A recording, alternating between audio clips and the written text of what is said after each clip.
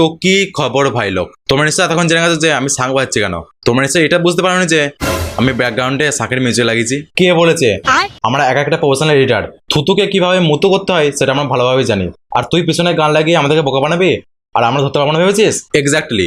আমাদের ঋতুপর্ণা কাকিমা হয়তো জানতো না যে আমরা এক একটা প্রফেশনাল এডিটার, তাই তিনি পিছনে শাঁখের আওয়াজ লাগিয়ে শাঁখ বাজানো শুরু করেন।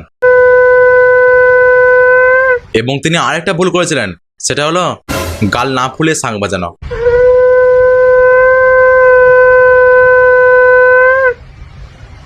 আরে কাকিমা, আপনি যখন জানতেন যে আমি আজকে শাঁখ বাজানো অ্যাক্টিং করবো, তাহলে যারা শাঁখ বাজায় তাদের ইমপ্রেশনটা কেমন হয় একটু গুগলে সার্চ করে দেখে নি।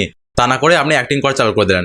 সিনেমাতেও যেমন আপনি হেগেছেন, সোশ্যাল মিডিয়াতেও তেমন হেগে দিলেন। আসলে কি বলুন তো, আপনি যে একটা মেয়ে মানুষ, মেয়ে হলে কি কি জানতে হয় সেটাই আপনি জানেন না। আর আপনি এসেছেন একটা মেয়ের হয়ে বিচার চাইতে। আগে আপনি শাঁখ বাজানোটা ভালো করে শিখে আসুন, না হলে আপনি সোশ্যাল মিডিয়ায় অরিজিনাল ভাবে কিছু করলেও সবাই আপনাকে অ্যাক্টিং করছেই বলবে। আর এবার আসি রচনা ব্যানার্জির কথায়। আমি বাড়িতে ঠিক করে পৌঁছবো তো? আমি বাড়িতে ঠিক করে পৌঁছতে পারবো তো? আমাদের রচনা দিদি বলছে নাকি আমি আজ বাড়ি ফিরতে পারবো তো। দিদি বলছে কি এই কথাটা তোমার মুখে শোভা পায় না। তুমি কি বাসে ট্রেনে বাড়ি ফেরো? না মানে তুমি কি বাসে ট্রেনে উঠতে বাড়ি ফেরো যে তোমার বাড়ি ফেরানোর চিন্তা থাকবে? তুমি এখন সেলিব্রিটি, তোমার নিজের প্রাইভেট কার আছে, নিজের বডিগার্ডও আছে। তুমি যখন মন চায় বাইরে বেরোবে, যখন মন চায় ভেতরে ঢুকবে, মানে বাড়ির ভেতরে ঢুকবে।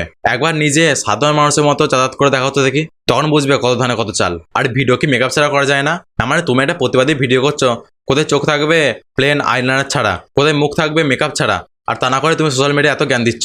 আর দিদি তোমাকে একটা কথা বলি, তুমি যে বলছো না আমরা বাড়িতে পৌঁছতে পারবো তো, আমরা ইয়ে করতে পারবো তো, এসব কথাগুলো আমাদেরকে না বলে তুমি যার চুরি চাটছো তাকে গিয়ে বলো। ভোটের সময় লোকের বাড়িতে বাড়িতে গিয়ে দিদি কন্যাশ্রী, রূপশ্রী, লক্ষ্মী ভান্ডার সব ঠিকঠাক পাচ্ছেন তো? কই এটা গিয়ে তো বলেন না যে আপনার মেয়েরা নির্ভয় বাড়ি থেকে বেরোচ্ছে তো, আপনার কোথাও যেতে অসুবিধা হয়নি তো?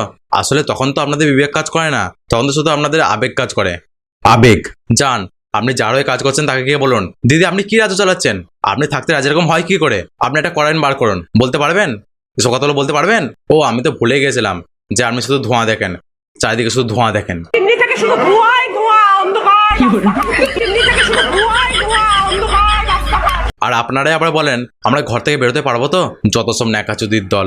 ভোটে দাঁড়িয়েছেন, শুধু ভোটের সময় ঘুরলে হবে না, সারা বছরই ঘুরতে হবে, কড়া প্রতিবাদ করতে হবে। আর ভাই বোন দাদা দিদিদের বলছি, আমরা যতক্ষণ না সঠিক দোষীদের কড়া শাস্তি না দিচ্ছি ততক্ষণ আমরা আন্দোলন করেই যাব।